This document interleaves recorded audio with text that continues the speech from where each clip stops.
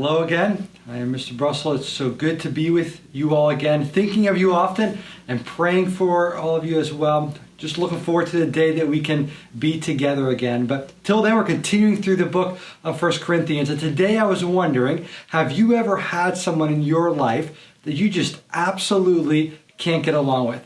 Someone that when they come by, when you see them, you just want to blend into the wall so you don't even have to say good morning.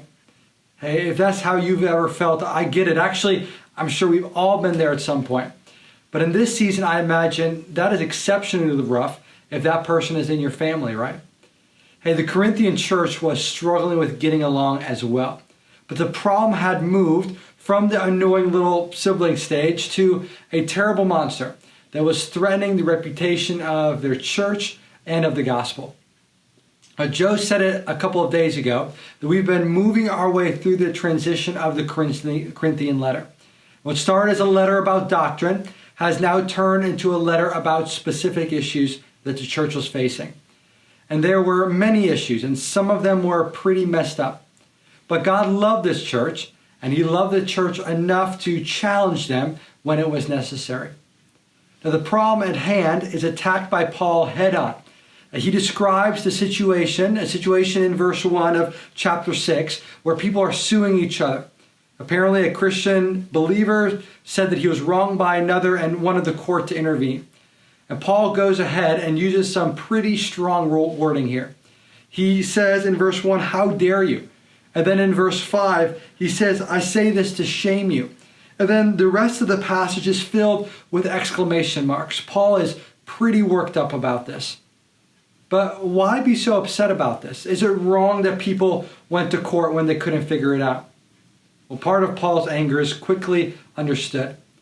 See, the gospel calls people to love one another, to love them radically and self-sacrificially and completely. A love that, according to Paul, endures all things, a love that mirrors Jesus. And when we say that we are Christians and we are not mirroring Christ's love, people get really confused. See, they're not interested in a faith that just motivates them to be nasty to one another. There's enough worldviews like that out there. So the first reason why Paul's upset is because they're making the gospel look bad. I mean, there's a deeper issue at play here, a reason that goes to the core of the gospel. Let's drop down to the end of our passage. Paul is describing the lifestyle of those that don't belong to God. Suing believers is a part of that. But he lists over 10 other things, beginning in verse 9. He says, you should be acting differently. You are changed.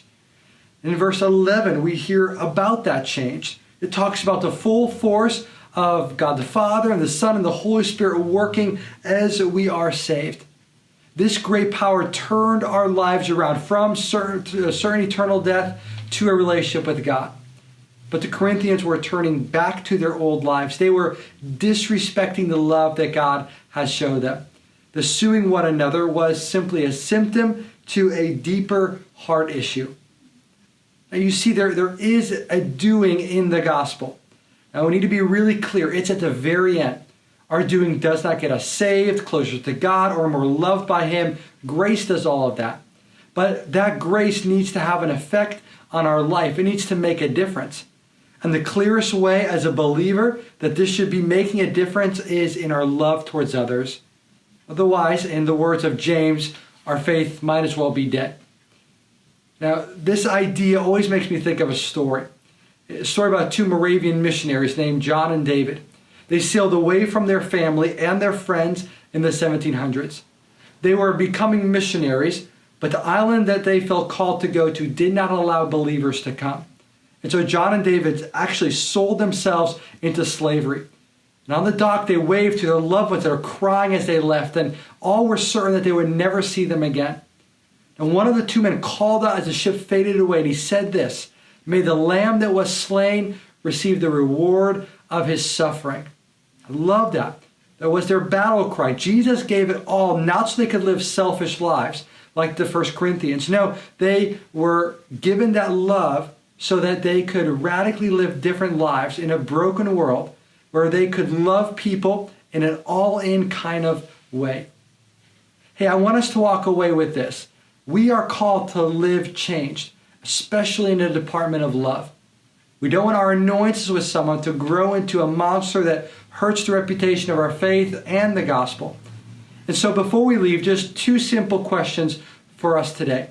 First, how can I make Jesus look good by my love for others? And secondly, how can my love for others reflect the powerful love that God has shown me to my world? If you got any ideas and like to share that with your friends, be sure to drop them in the comments below. And we'll see you again next time.